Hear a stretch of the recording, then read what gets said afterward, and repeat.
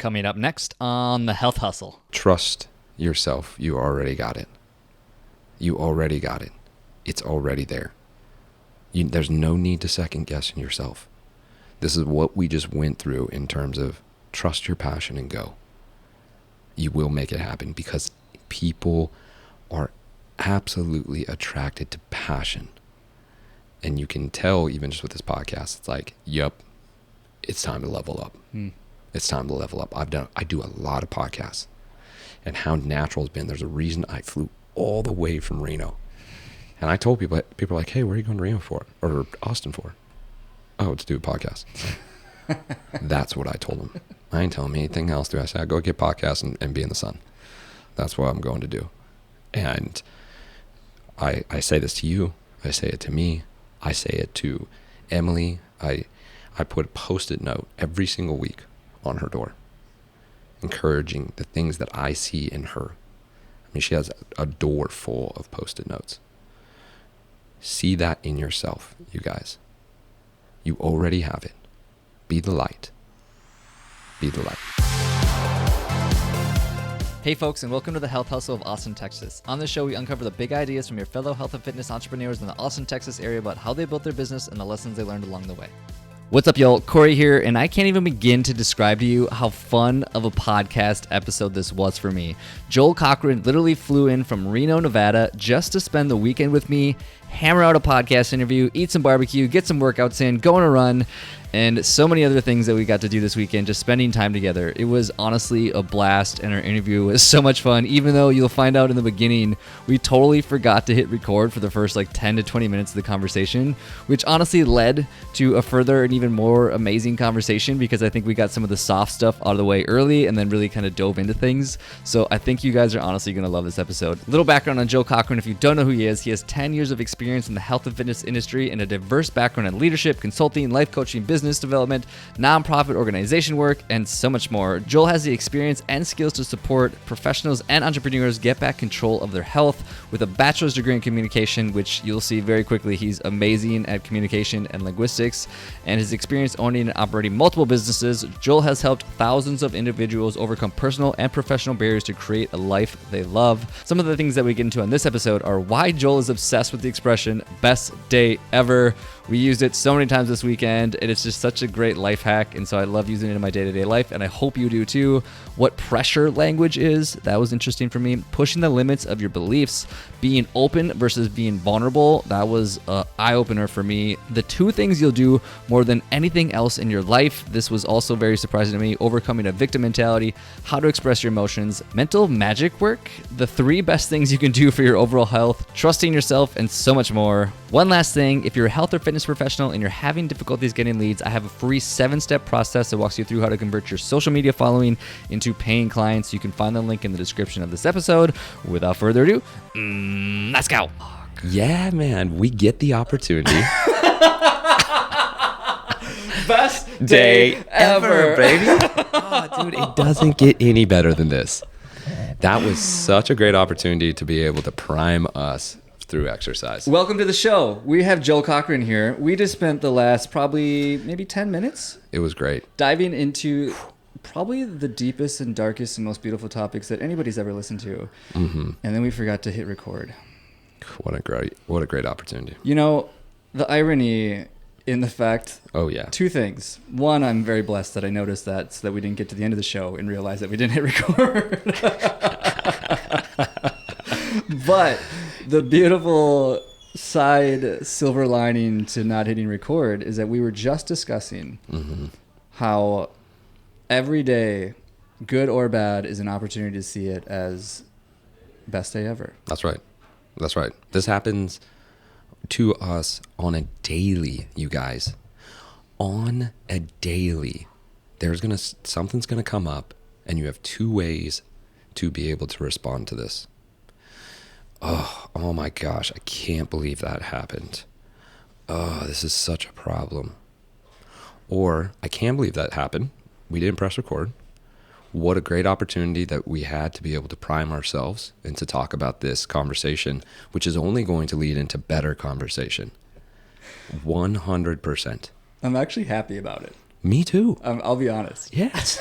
I'm actually genuinely excited that we got to really flex this what we preach. Yes. Right. This is literally exactly what we preach about in this show and on this conversation, and now we literally get to flex it. It's the best, man.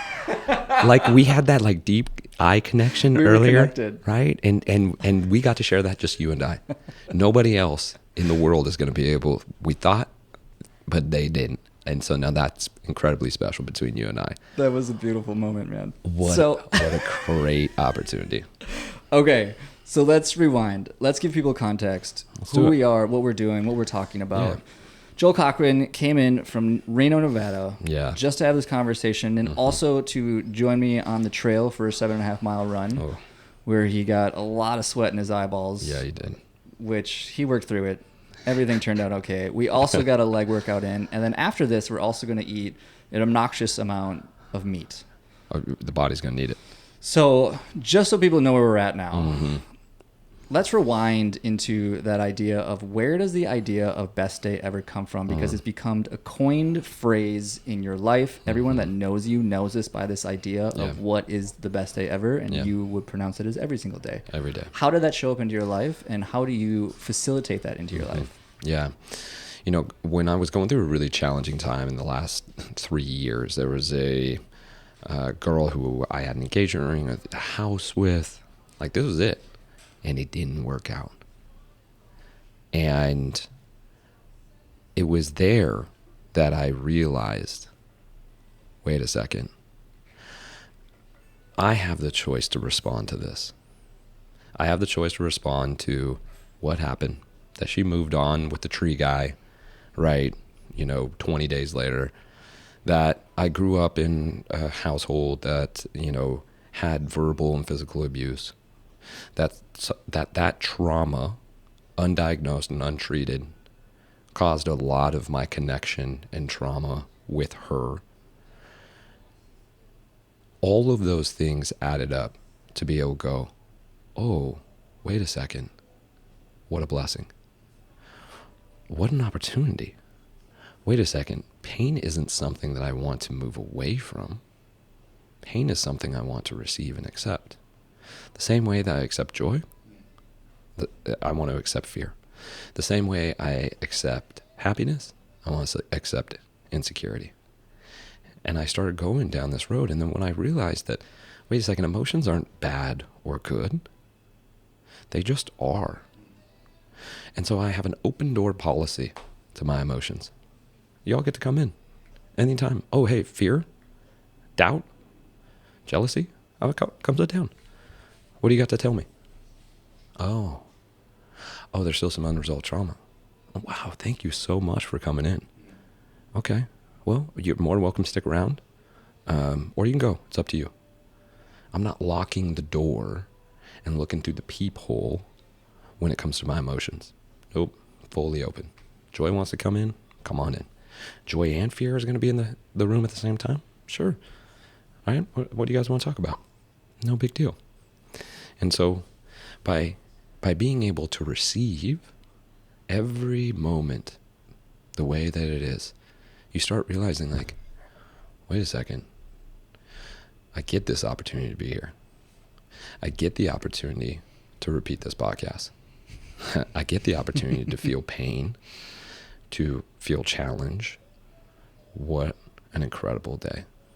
And when you say best day ever, when you're going through some struggles, it makes the next day even better. And the next day, even better. I can receive my day for how it is. I don't have to judge my day or myself or my emotions. I just go, Joel, you're safe here. However you show up, and whatever today's going to be, I fully receive you, man. Best day ever. As a sort of life hack that I feel like that I used on my own life is that I used to have a to-do list, and I've since changed it to a get-to-do list. Yes. And ever since I changed that language on it, it's been profoundly different because everything I do to some degree I choose to do, right? The second I find myself complaining about like, oh, I have to do something, it's like, well, no, I don't. Yeah, that's right. Everything to some degree is a choice that I have to do. I remember actually one time I had an argument with my mom actually about that once. Ooh, yes. It's like she was talking about all these things I had to do, and I remember I confronted her on that, of the aspect of like, well, no, you don't. And she's like, well, yes, I do, because then she started naming all these consequences, and I was like, yeah, there might be consequences to not doing those things, but really, at the end of the day, it is always, in my belief, obviously it wasn't hers, but in my belief, everything's a choice. That's right. On some level. Yeah. Right? And even if it wasn't true, it's actually a way more powerful, empowering way to essentially live the world. Yeah. It's just knowing that, like, yes, it is a choice on some level. And it just overall just generally makes me happy, is knowing that it's always a choice on some level. Yes, yes. We call that pressure language. Have to, need tos, got tos, right? Those are all pressure language. Man, I have to go to the grocery store. I get to go to the grocery store. I need to go on this run. I get to go on this run. It changes the emotional reaction to that sentence. And we go from constricted to, we imagine ourselves like slumping out the door to go to the grocery store. There's going to be a line, and we're going to find ourselves frustrated when the line's long. And you know, Granny Susan is counting out her pennies, right? We're already creating this identity of who we're going to be in that grocery store. Or we go, you know what? I get to go to the grocery store. I have the money and the finances to receive food.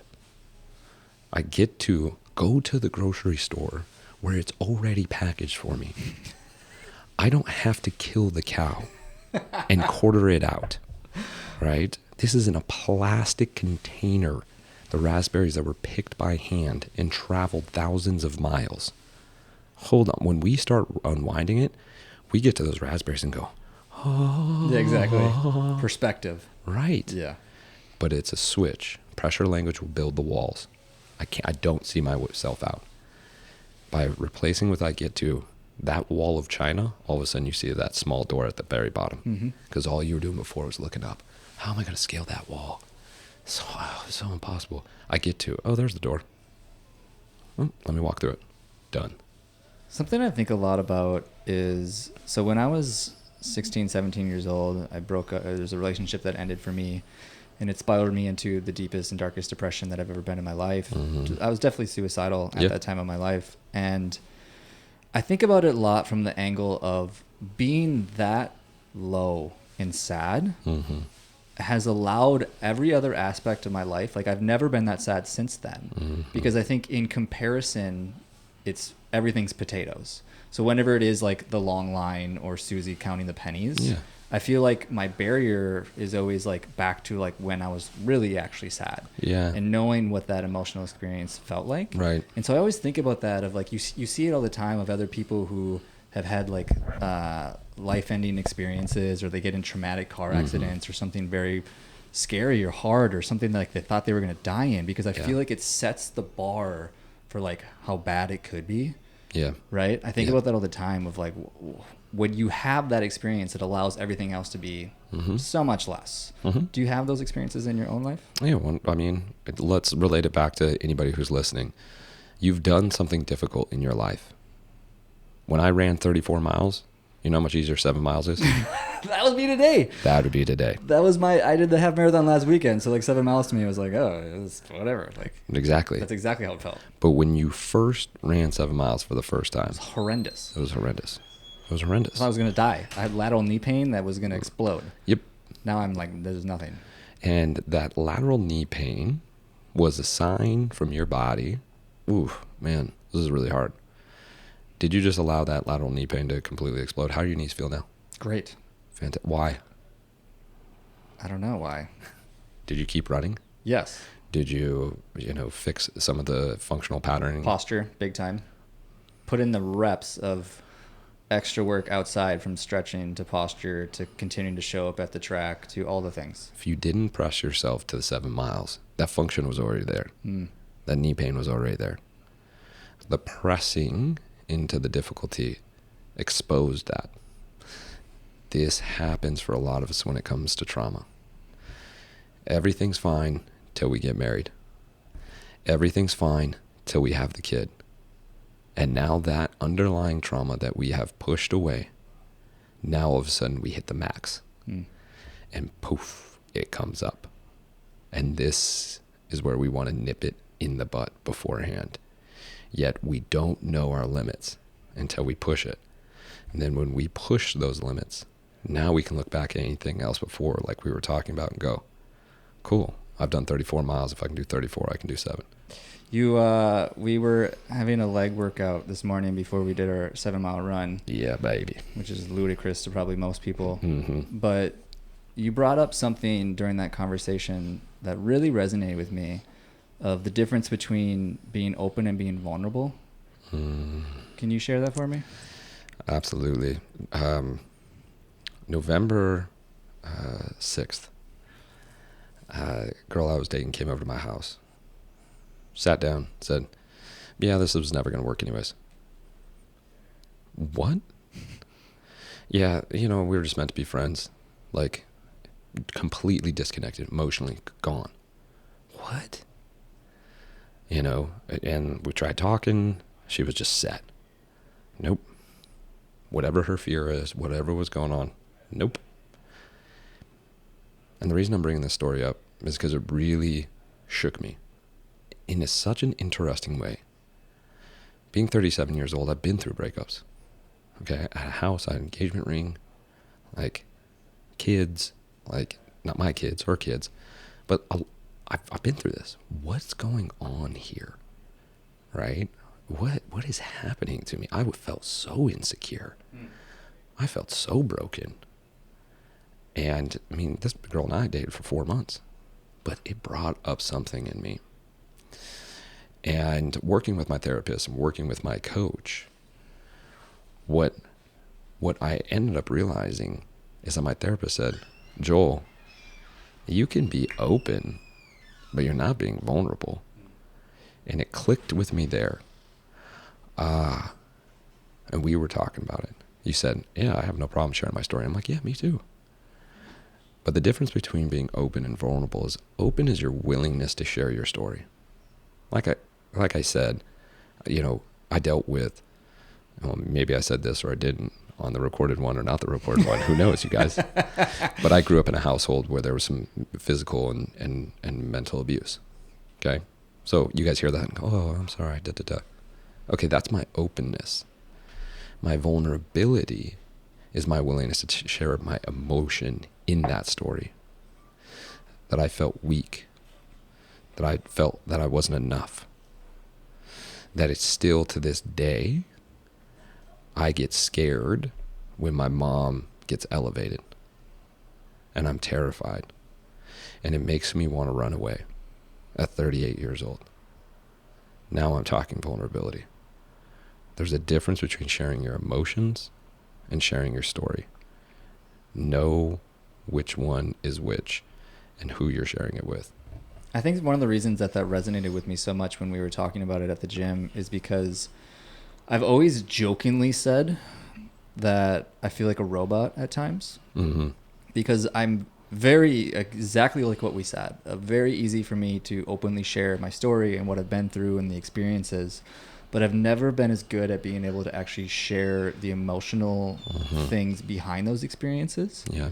And it's always made me, obviously I have feelings, obviously I'm a human, obviously I get mad and sad and all those other things. Yeah. But I think so much of it is just purely lack of experience of actually putting in the reps of openly sharing about those things, which is why I've probably always felt like that.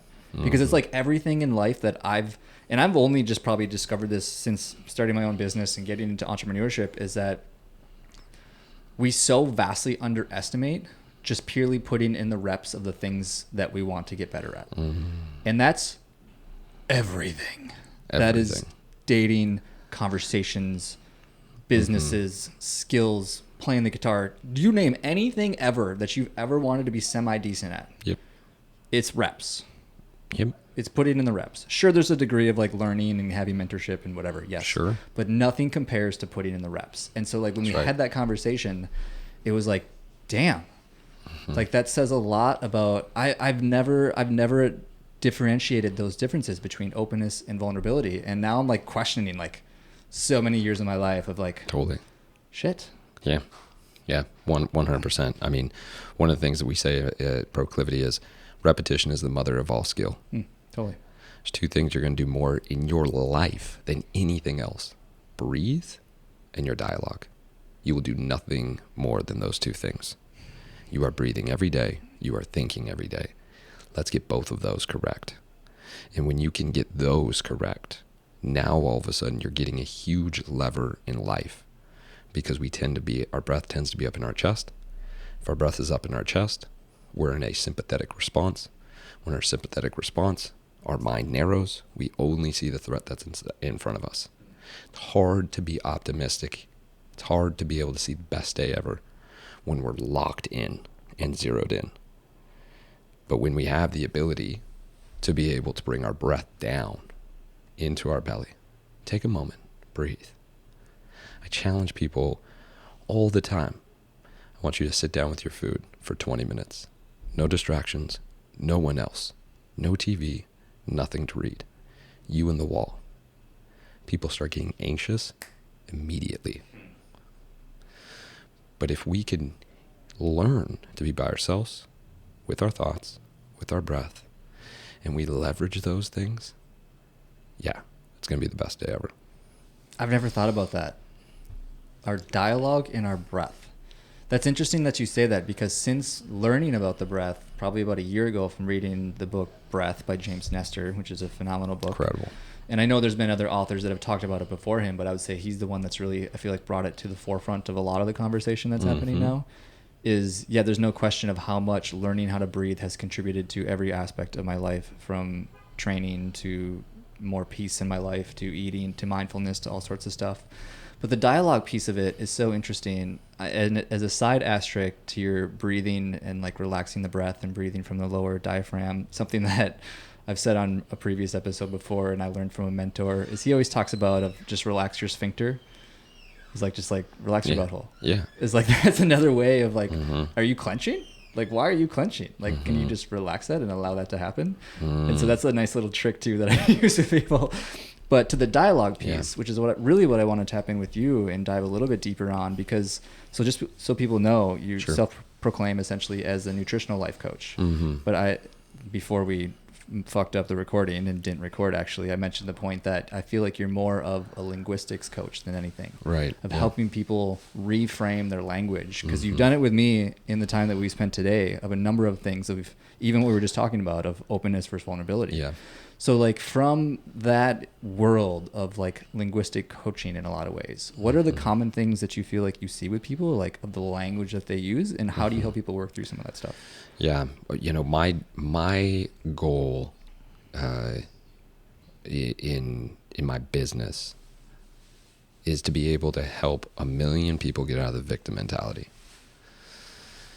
And when we're in the victim mentality, we're going to use constricting language that makes us feel anxious, nervous.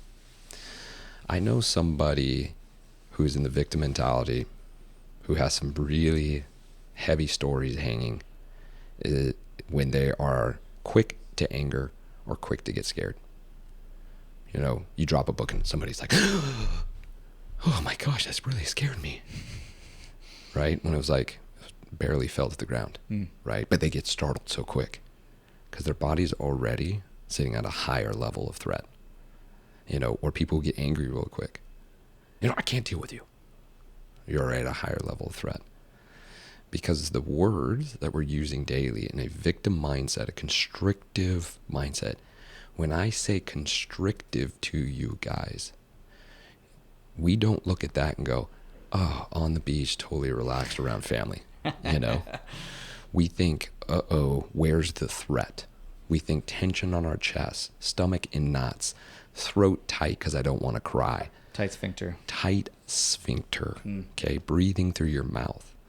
These are the things that we think of when we think of constriction. And there's 3 main components to the victim mentality: soft talk, negations, and projections. These 3 things will absolutely fuel the victim mentality. And you may be thinking to yourself, what is the victim mentality? Well, I'm glad that you asked, even though you're just listening. The victim mentality is an acquired personality trait in which a person tends to regard themselves as a victim of the negative actions of others, even in the absence of clear evidence. The victim mentality depends on habitual reps, thought process, and attributions. Habitual. Acquired personality trait. Where do we acquire our personality trait from, Corey? Parents? That's right. Bingo. Are you listening right now and go, oh my gosh, I can't stand my mom when she does? Will you take a mirror and just put it right in front of your face? Yeah, you're your mom. Yeah, you're your dad. Until we heal ourselves, we are unable to accept our parents because you received that personality trait. And when you say, oh, my mom does this, my mom does that, when you make somebody the villain, it makes you the victim every time. I can't believe you did this. Oh, so if they're the villain and you're pointing the finger and 3 fingers are pointing back at you, you must be the victim, right? How could they? That's an external to internal control. No. I create my light. And the darkness needs my light. I don't need the darkness. And when we go, doesn't matter what my mom did. Doesn't matter what my boss said. Doesn't matter what happened today. I control my response. Viktor Frankl, if you haven't read that book. Oh, yeah. Okay. Talk about the worst possible conditions and situations. And that guy, mindset, right? Made his best day in the worst possible situations. Right? And so the victim mentality, we don't even know is happening because the English language is the softest language of all languages. It's so hard to understand. If you talk to anybody else, say, say somebody that's like the language Aramaic or Greek, to understand English, one word in Aramaic, right, is straight to the point. But in English, there could be 7, 8 different meanings from it, right? In Latin, right, this is what it means. But in English, 12 different meanings. That makes it really confusing and really soft. And so we wonder why we walk around using soft language, soft talk. What is soft talk? Again, you didn't ask. I'm going to tell you anyways. I was going to ask anyways. Oh, yeah. All right. Yeah, you're here. Yeah. Because, I want to know now that you're discussing this idea of a soft language, because just as a side note, it's something I've thought a lot about how I feel very restricted by my emotions based on the fact because I lack language to describe them. Mm-hmm. Because I recognize that something as basic as the word love in the English language it could be the most broad. Yeah. There are so many meanings behind that word. Is agape love, right? What are we talking about here? Exactly. But when you look at other languages and how they use that word, they often have like 40 ways of describing love based on the circumstance. That's right. We have one. Mm-hmm. So I'm assuming that's what you mean by soft language. Well, absolutely. And what we use in our words in soft language. Now, I'm going to give you guys something that it's going to, for a lot of people, it completely changes their life. Okay. Soft talk is the excessive use of softening words to create ambiguity or uncertainty about a certain topic or choice. So we're unsure. What does that mean? What are you talking about, Joel? Okay, let's roll through it. I'm going to do it with you. Let's go. Okay. I want you to give me a sentence, and I want to start off with I should. So what's something that, it could be business, could be in your relationship, could be personal. I should share my emotions more. I should get this work done. I should close on this next deal. I should go run 20 miles. What's something that actually feels kind of like you feel the pressure, like you really should take care of this? I should be working on a website project for a client. Cool. When you say that, what's the first emotion that comes up? I get a little anxious, feeling as if I should be spending my time doing that versus other things like working out or going on a run or having this conversation. 100%, right? There's this pressure. It's in the distance. You know it's there. I should, right? Now, listen up, folks. Most people don't know how to pronounce their emotions. We have a thing, A rule in proclivity, 3 words you can't say: good, bad, and I don't know. You don't get to say those things. Okay. Because most people, hey, how you doing? Good. What's going on? I feel bad. You know, hey, tell me more about that. I just don't know. What do you mean you don't know? It's your emotion, your feelings, your thoughts, and you're telling your subconscious, I don't trust you. I don't know. You know what? I need some more time to think about that. That's the replacement for I don't know. Let me think more about that. I'm really trying to consider my emotions while I'm going through this. Now you're opening your mind and your heart to be able to go, let's find the answer. But when you say I don't know, you close it off. When you say good or bad, it's surface level, right? It's like saying like the ocean. You know, well, there's a lot of things in the ocean. Right. What are we talking about Right. here? And so those 3 words we don't use. Now, you already said anxious. That's a feeling, okay? Now, with that feeling, I want to give it a level. 1 is low. I feel a little anxious. 10 is high. So with you explaining that sentence, what would you rank that anxiousness at? 5. Okay, so right at the middle. If you guys are going through this and you're writing down an I should, I encourage you, pause it right now, write down an I should. Do the same thing that Corey just did. Put down the emotion and then rank it from scale 1 to 10. Do that right now. If you did do that and you are sitting at a 7, 8, 9, or 10, there is an underlying story to whatever when that emotion starts getting up to that high, there's an underlying story that is sitting there, a limiting belief or a false characteristic or identity that you were believing in.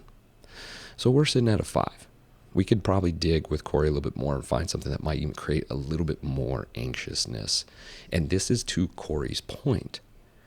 Open, yet am I vulnerable? Right. This is going to be your journey from here on out. From what we talked about is, how much more vulnerable can I be? What does that look like when I start feeling a 9 or 10? And then am I willing to tell people and express my emotions when I'm at 9 and 10? That I feel unsafe, uncertain, sad, fearful, weak. Because when you're at 8, 9, or 10, there's not much control that you have. You're now going into your central nervous system and you're reliving that trauma. Can we reverse the role real quick here? Yeah, we can. Where, if I was to ask you that same initial question of, is there something that you feel like you should be doing right now? Do you have something in mind that you feel like is on that list of things? Or do you feel like you've done the work and been able to work through all Oh, this? no, it's always a good question to ask. Yeah. Right? Because we feel those pressures. Right. The pressure is going to be there. Because this is super fun for me right now, and just for anybody listening, is that it's so applicable. Of like, now I'm just like, as you were talking, I was also thinking about like, what are the other things that are sitting on my get to do list or whatever it is, of like things that I quote unquote should be doing or should do in my life. And now I'm just like running through them and like thinking through the emotions that are behind them and what level I'm at it. And so like, let's take another example then, just so like we can run through like exactly what something like this would look like. So let's say my answer was like, another one for me is like, I have something of like, I should go all in on creating this podcast show. And I should put everything else to the side, right? Because this is something I'm truly insanely passionate about. I love it more than anything on the planet. I can tell. And for a while now, I've told the story to many people who've asked about the show and who people have reached out and follow it and listen to it, of like, what's the plan? What do you plan on doing? And the story I've told, which is I want to get into stories at some point, is that I want to be doing it full time. And so then when that comes up of like, should I do it full time? Then the emotions that come up is like fear. And now we're like talking like 8, right? There we go. And so like knowing that the emotion is fear and I'm at an 8, what do we do with that? That's right. Well, let's take it through we're going to do the full rep of this, right? Okay. So we're going to go with the one that's heavier, right? Listen to this, guys. There's always going to be constriction before expansion. The heavier the constriction, the bigger the expansion. Think of birth. A lot of constriction, expansion, and the birth of life. Incredible amount of constriction, okay, when you're giving birth. So many visuals. Yes. Yes. Right. I have friends who have done 30, 40 hours in labor, right? And that is brutal, where they literally said, I thought I was going to die. And I complained about a half marathon. It was 2 hours. Ladies, we honor you. You are queens. Thank you for keeping this earth populated. We love you. Which is an issue right now. That's a whole other topic, but go on. Oh man, we could get. Yeah, we're not going to go down the rabbit hole. That's Man, we got meat to eat, right? We could be here for hours. Yeah. Okay. So I want us to come back to that. Okay. So I should say that sentence. I should go all in with the podcast. I should go all in on podcasting. Okay. And you said, oh man, that is it anxiousness that comes in? Or is it fear? Is it a different emotion or same emotion? Fear. Okay. Uncertainty. Mm-hmm. Good. You see, guys, he gave two different emotions. And what I'm going to say is that, okay, which one's stronger? Uncertainty or fear? Uncertainty. 8 out of 10. So you're sitting at an 8. All right, now we're starting to get higher level stuff. Now, what I want to ask you is, do you feel tension or expansion just in your body? Does it feel, you feel light, loose, or do you feel like there's some heaviness or some tension? In relation to that topic or just in general? Yeah, I mean, we just read out something that we're thinking about, man, I should really go pro on this podcast. Does it make you feel really light, airy, or does it make you feel like, oh, man, I really should? Is there more tension in the sentence? The idea of doing that makes me feel excited as fuck. What's the sentence though? There's uncertainty to it. For sure. Does uncertainty cause you the feeling of uncertainty, the emotion of uncertainty? Does uncertainty make you feel light, or does it make you feel heavy? Pick one or the other. I'm uncertain. Ooh, this is so good. This is live coaching, y'all. Can you describe what light or heavy would feel like? Cool. Let me ask you another question. Does it feel constrictive or expansive? Do you feel constrictive or expansive when you feel uncertain? Expansive. Okay. Because of the potential of what something like that could mean. So this is positive, like you're having a positive reappraisal in your mind to uncertainty. If you weren't sure that your girlfriend was going to break up with you, would you feel excited? No. You'd feel uncertain. Sure. So what's the feeling you'd feel in your body? Oh, this is so good, y'all. Well, it definitely wouldn't be excited. It would definitely be, more constricted. Boom. Yeah. Okay. Where does constriction live for you with the uncertainty that your girlfriend is going to break up with you? In my body? Yep. Chest, for sure. Boom. See how we work through that, you guys? And this is really important because what you're seeing and hearing is live of what Corey was talking about in emotions and vulnerability. Corey was doing everything he can to try to connect to his body and those emotions. But if he wasn't given the opportunity as a child to be able to feel what emotions were, and we talked about this earlier. Yep. In your household, emotions weren't a normal thing, were they? No. Right? Yeah. Neither in mine.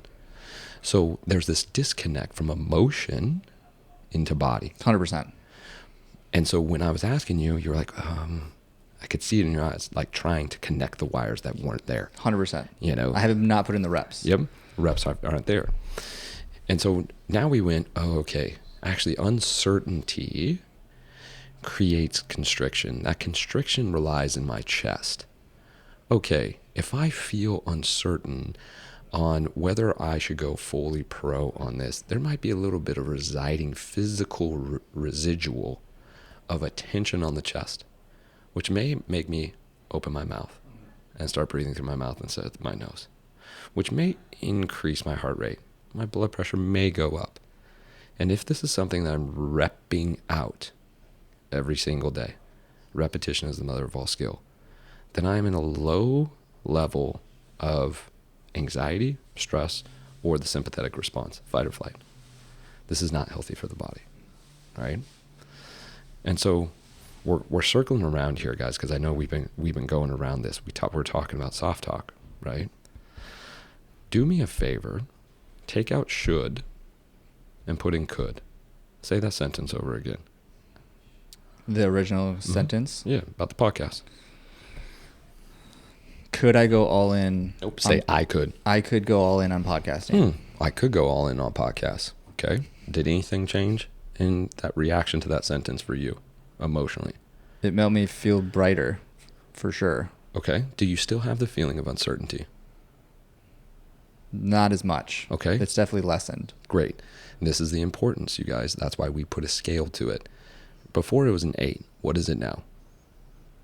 I mean, 6. Okay. So we dropped 2 already. So are we seeing progression in our language? Yeah, because it takes the pressure off of it. There we go. Okay. Now, I guess I could, right? Right. All right. Okay. Do me a favor. Whatever one resides better for you, whichever one lands better for you, put can or will. Switch out could to can or will. Okay. I can go all in on podcasting. Okay. Are you still having feelings of uncertainty, more, less, different emotion? I would say it's less. I'd say it's similar to I could in terms of the emotional. It definitely makes it brighter and lighter to say that of I can go all in on podcasting. It's interesting as you say that, how it's changing. I don't feel it as heavy in my chest. I'll tell you that much. Yeah. I'm literally watching, you guys, if you're watching this live, I'm watching the cognitive reappraisal that's happening in Corey's mind because of his eyes, right? He's seeking, he's looking down. We're looking down, we're locked in on something because the brain is working. Okay. It's like, wait, what emotion do I have right now? That's exactly what the hell's it's like. going on right now, right? Let's just try it on for size. Take out can, put will. Okay. I will go all in on podcasting. Anytime we laugh, guys, that is a switch. So when we have laughter that comes in, how does your body feel? Heavy or light right now? Super light. Super light. Right? Constricted or expansive? Super expansive. Super expansive. Watch this. One more. We think we're at the top of the level. No, we haven't summited yet. Put in I will, and now at the end of the sentence, put because. Tell me what the because is. Say the sentence, and then take your time. Yeah. I will go all in on podcasting because it's honestly like my greatest passion in the world right now. I will go in on podcasting because it's my greatest passion, and the world deserves to see my passion. How does that feel? It feels like, what's the expression? What are those tricksters called? Houdini's, it's magician work. Oh, I'm so glad you said that. That's what it feels like. I'm so glad you said that. Do you know what abracadabra stands for? In the English language, what would you say that abracadabra is? Surprise. Do you not feel surprised? Is that what it means? Okay. That's what it means in the English.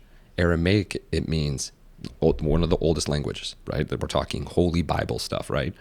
Aramaic means with my words I create. Abracadabra. Oh. Wow. Yet in the English, we feel surprised. But did we not just take our words and create? And now you were surprised. Totally. Abracadabra. Right? You just created that. I walked you through it. But you just created the expansion. Because now what is the identity that Corey sees himself as?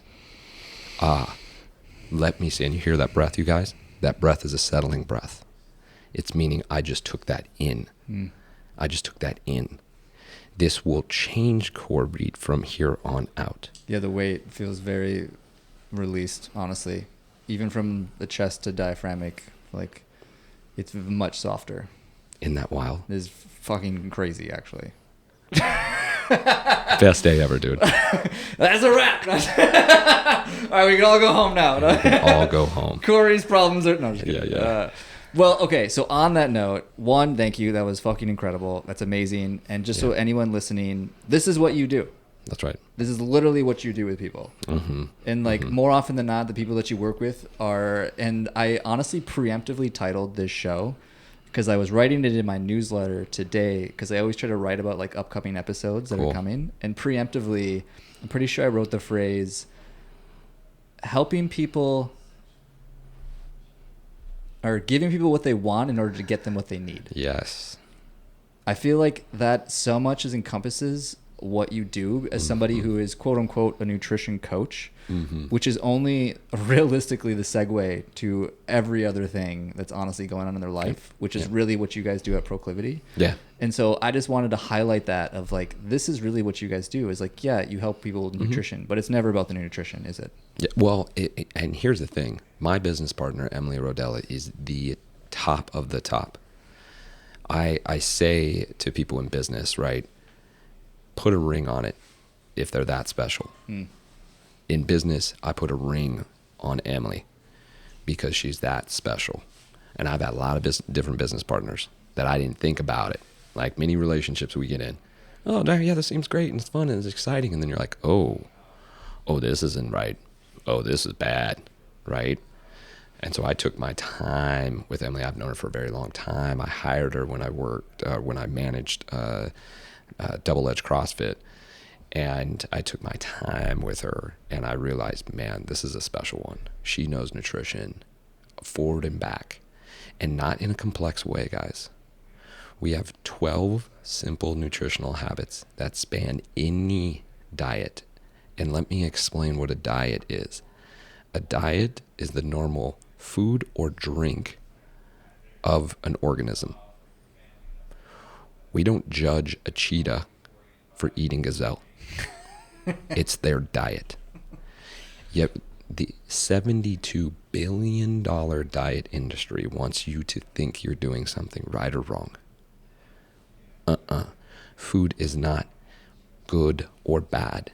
It is nutritious. Even the bag of Cheetos, even the Slurpee, there is still micronutrients and macronutrients in it. So how do we create simple and effective habits that can span an entire lifetime? We created that. And so we take the attention off the nutrition. So what you said, we give them what they want. They want nutrition. And they come in, they go, okay, what are we going to count our macros, right? Are we going to eat, at a certain time, right? Are we going to only eat fish, And we're like, cool. We're going to focus on getting 8 hours of sleep. And they're like, what? Yeah. There's like, so what do I eat? No. Yeah. This week, can you get to bed and be in bed for 8 hours? Yes or no? And for most, no, they can't. And they realize like, oh no, I guess I'm not getting 8 hours of sleep. Sleep is the elixir to life. And you're trying to bypass it by getting the latest, greatest nutritional supplement? F off. That ain't going to work, homie. And so we work these nutritional, simple, so that I can come in on the back end and work into what really needs to happen. And I absolutely bitch slap everybody, basically week 2.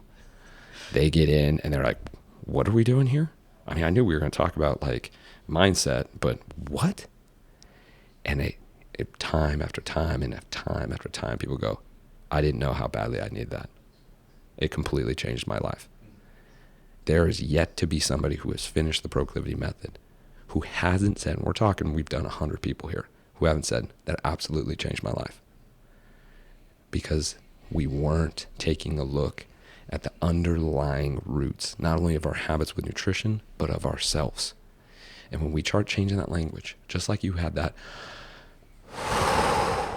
moment, some people have been carrying around for 20, 30 years.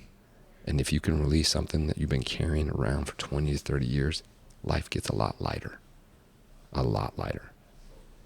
Physically and literally. Yes.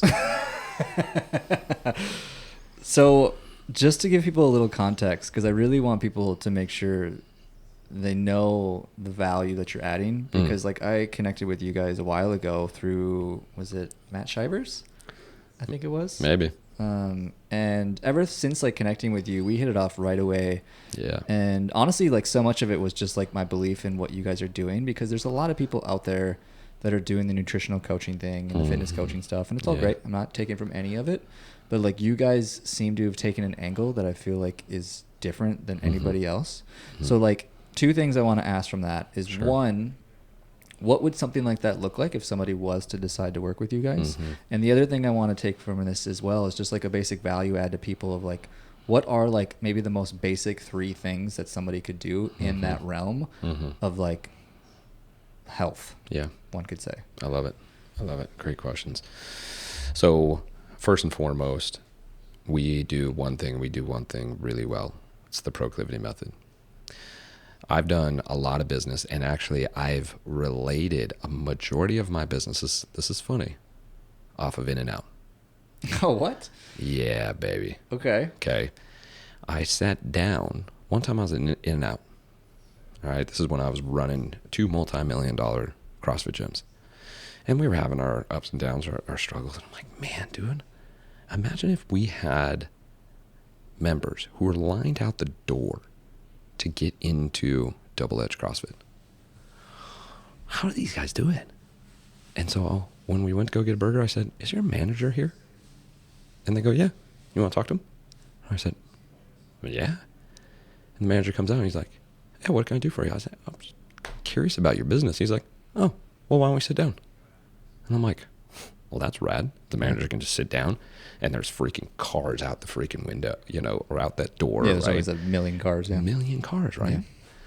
And so I sit down and I go, man, how do you guys do this? Like, how did you get started here? He was like, oh, I was a cashier. I'm like, and now you're the manager? He's like, oh, no, I own it. And he's like, yeah, I make 6 figures a year. I own this thing. I started off as a cashier. And I'm like, whoa, that's cool. And then I went, well, I mean, how do you guys advertise? And he's like, why would we advertise? We have the best product. You can get the best hamburger or the best cheeseburger right here. Then he just said pure belief. Yep. Just like, we are the best. Yep. Love that. Right? And so I'm like, holy crap. And what about do you give discounts? He's like, no, other than to police. I said, why? He said, when we got police, our campus is safe. More police are coming. It's safer. Smart. I'm like, what the? Like, my mind's getting blown here, right? And we think about In-N-Out. How many options do you have at In-N-Out? When you go look up at the board, what options do you have? 1, 2, or 3? Hamburger, cheeseburger, or double cheeseburger. That's it. Now, is there the secret menu and so on and so forth? Sure. But they make it very plain. 1, 2, or 3. We make the best burgers. And we got the best fries. Simple. They went an inch wide and a mile deep, and people are out the door. There is no decision fatigue. You go over to across the street to a Burger King, Carl's Jr., McDonald's, whatever is in your area, and there's 500 different things on the menu. Cheesecake Factory. Cheesecake Factory to the max. They have about 500. Eat 500. Yet find that one hamburger spot in your city that does the best cheeseburger, best taco. It's lined out the door. The best barbecue. Lined out the door. It's the one thing they do. And so in our business, I said, this is the one thing we're going to do. We're not doing anything else. It's the Proclivity method. It's 12 weeks long. We're going to change your life. You are going to come in with this certain belief about yourself and about food. And we're going to take you on to the other side. And we're going to create a healthier body and happier life. And you too will walk out going, best day ever. And I get it all the time from our members and our graduates. They'll hit me up all the time. Best day ever. And you will see it in their posts, in the way they talk, in the way they act. Our community is the best community because we faced our shit. CrossFit's great. Love CrossFit. But we run to CrossFit to run away from our trauma. We exercise to release the fears and the doubts from our trauma. At the Proclivity method, we face them straight up and we create safety in it. That's the Proclivity method.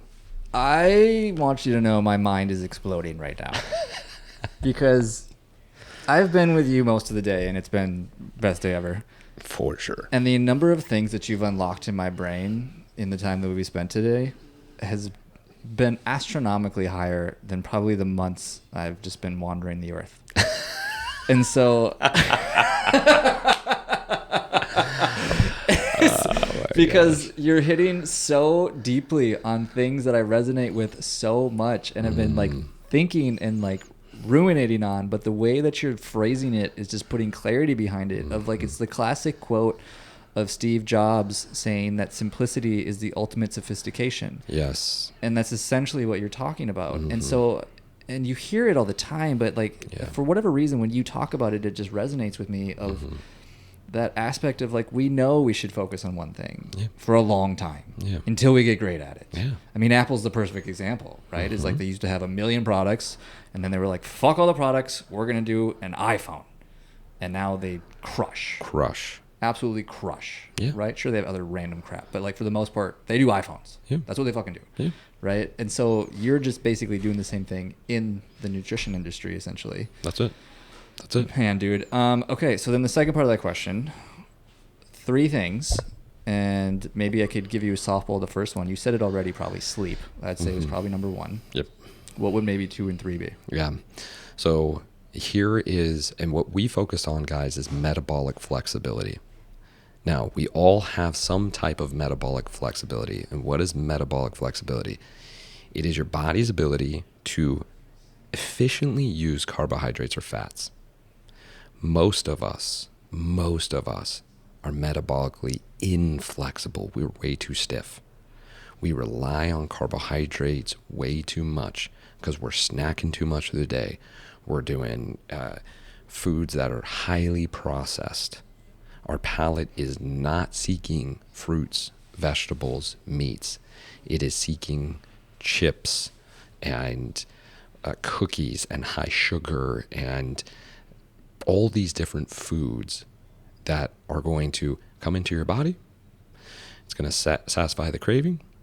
Your blood glucose levels are going to go up. Those are going to be too high. Your body wants to keep you alive. It's really damn smart. You should listen to it more. It's going to bring insulin in. Insulin is going to lower now your blood sugar levels. And usually if we have too much carbohydrates too quick, it's going to put in too much insulin. So now our blood sugars drop. What happens when our blood sugars drop? We find ourselves hungry, tired, fatigued, low energy, low libido, multitude of things. So then what would we seek again? More highly processed foods. And around you go. And so when we try to switch a diet and everybody says, take all those things away. Holy shit, that's the crutch that's been keeping your body alive. All of a sudden you're going to take it away? Good luck. No wonder. Again, it's a $72 billion industry. You guys, think about that for a second. That's annually. If it worked, we wouldn't be at a 42% obesity rate. I don't know what investment or product that you would put your money in that would not give you a return. Doesn't sound smart. And that's because they know that people are metabolically inflexible. They'll just keep coming back to it again. Okay? It doesn't even matter. I'm a company that focuses on keto. I'm a company that focuses on Mediterranean or paleo. It doesn't matter because the keto person's going to come to paleo and the paleo person's going to go to keto. And they're like, cool, we don't care. We're doing the same things over and over and over again, right? So what we focus on is being able to create the habits to create metabolic flexibility. Simple and easy are not the same thing. Let me repeat that. Simple and easy are not the same thing. Be in bed for 8 hours. Is that a simple task? It's not complex. We're not saying you have to, do something out of the ordinary. This ain't rocket science. Be in bed for 8 hours. Why aren't you getting into bed for 8 hours? Oh, because you're watching the show? Oh, because that's your only time you can decompress. Oh, that's because you're working too much? Oh, you're working too much because you're in too much debt. Oh, you're in too much debt because you don't feel like you're enough? Oh, because your dad worked so much and didn't show you any love. Oh, let's follow the story all the way back. And so that's what we work on. Because each time somebody goes, I just can't get 8 hours of sleep. Oh, there's my breadcrumb. Let me just follow that breadcrumb. and I'll get all the way back to your story each time. And when we can release that story and know that we are fully complete and safe with ourselves, we don't need to buy those clothes anymore. Actually, we get rid of those clothes. Now I don't have to work as much. Now I can get to bed at 8 hours. Now I get 8 hours of sleep. Now I balance out my hormones. The amount of people that come to us talking about thyroids and this and that, and I go, cool, how much are you sleeping? 6 hours a night? For how many years? No wonder your thyroid's messed up, right? So sleep is the first essential base. Sleep, right? Structure. We got to have it. The second one that we tell people is hydration. Now listen to the hydration. It's hydration. It's quality water. What is the water that you're drinking? Is it filtered? And do you have electrolytes? Because our food and our food chain isn't producing the same high quality foods as it once was. There are plenty of studies that are showing oranges do not have any vitamin C in them anymore. Damn. There's nothing in them. That's shocking. Because we are overproducing. Why are we overproducing? Because we are being hyper focused on food. And so the farmers have to turn around the soil. Instead of allowing it to be natural, they got to turn it around as quick as they possibly can. And so there's not as much nutrients in our soil, so our foods aren't having the magnesium, the potassium, right? The electrolytes that we need. And what do electrolytes do? They're going to keep you from having that hunger craving.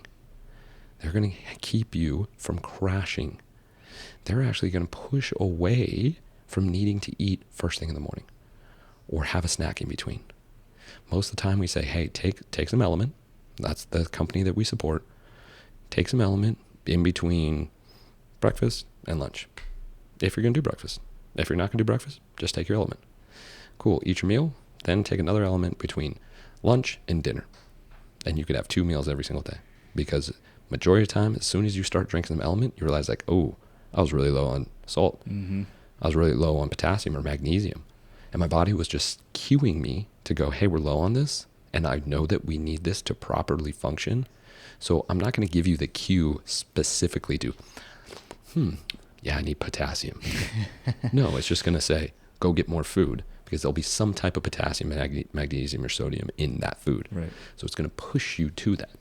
But if we take the Element or any other like electrolyte supplement, we like Element. We found that it works the best because it does have enough sodium. Most people don't have enough sodium. They don't put enough salt on their food because there was this scary study way back in the day. It's going to create heart disease. Right. Just to let you guys know, that study was done on people who were eating highly palatable foods, highly processed foods with salt. Not a whole foods diet. No. They bastardized sodium because they were eating highly processed foods. So take that, and if you want to look it up, go for it. So that's the second one. Get that hydration. You should be drinking half your body weight in fluid ounces of water, high quality water, and with electrolytes. We use a system called HydroVive, super easy to put it underneath your sink, filters the water. They do it for your area. So they look at the water in your area and create a filter for it, not just a general brittle filter. And so this is specific to your area. It's you can smell the difference. Damn, I'll have to put it in the show notes. I've never heard of that. Legit. Okay. And then the last one, protein. We ain't eating enough protein. Rarely. Okay. Ladies, you should be eating 90 grams. Guys, you should be eating 120. That's the minimum. That's literally the minimum. That's what minimum is what we ask is 90 to 120. Yeah. Okay. Most people are going to be around 40 grams. Isn't that bananas? It is, because they're eating too many bananas. They're not eating freaking protein. And so those three things, because protein is the building blocks of life. Yeah. We need the amino acids to be able to build and to be healthy. And so it is essential. Protein is essential. And so trying to get anywhere from 30 all the way up to 60 grams every time you eat is your goal. So I have given you a layout that I guarantee if you did nothing else, go ahead, have the cookies, have gluten or dairy. I don't care. But establish those 3 things. Get 8 hours of sleep every single night. Get half your body weight in fluid ounces of water alone. That is quality with electrolytes. And have 30 to 60 grams of protein at every single meal. You will start losing weight. I guarantee it. I don't care if you have the cookies. Because you're not going to want the cookies. You're not going to have the same cravings. Those 3 things alone will change your life. Totally Easy. agree. And I echo that 1,000% over. Because like you didn't even touch on all the like macronutrients, counting calories. No. Like you hit on the pillars of really what it means to just have like good fundamental health. And feeling good actually contributes you to making better decisions anyways, Yeah. which is the thing most people probably forget about. Yeah. Is like when you feel better, you make better decisions, and you probably That's right. wouldn't even want the cookies anyways because you feel better. That's right. That's right. So I have a round of rapid fire questions for you. Okay. They're 10 questions. First things that come to mind. Are you ready? Ready. I'm glad you took that moment. What's your best business advice? First thing that comes to mind. Inch wide, mile deep. Be a professional at one thing. What's your favorite part about entrepreneurship? The ability to be in Austin, get on a plane, and be able to work wherever I want to. Best day ever, brother. Yeah. What's your best marketing advice? Market as if you were speaking to an 8-year-old. That's good. I had somebody on not that long ago where I was like, explain it to me like I'm 5. And then he got like really deep on it. And I was like, no, I wasn't that. How Nope. smart is this 5-year-old? Nope. Like that's, you're way over my head. Yep. When are you the most productive? First thing in the morning. 9 to 12 is when I get majority of my productivity work done. I'm 8 to 11, but yeah, pretty much the same. Mm-hmm. Who is your inspiration? Man. You know, that's such a good question. My grandfather, I've talked to you a little bit about this, of my family. My grandfather, my biological grandfather left my grandmother and my mom when she was 4 years old with 3 other brothers. Just took off. Decided that he's going to start a different life. My grandfather came in 16 years later. And so he's not my biological grandfather. But he showed me so much about life, how to treat ladies, women, love, God. And it really showed me that family are those who are closest to you. I love that statement. I think about that a lot as well. I've been lucky to know that blood hasn't always been that important to me. I think it's exactly what you said. Exactly. The people that are closest to you, that is family for me. Tell me one secret or something just most people don't know about you. One of my big, I guess what most people don't know about me is that I ran a Quicksilver surf camp in LA, and I'm from Reno, Nevada. We don't have oceans. And I just went down there, learned how to surf, and ran a super successful surf camp.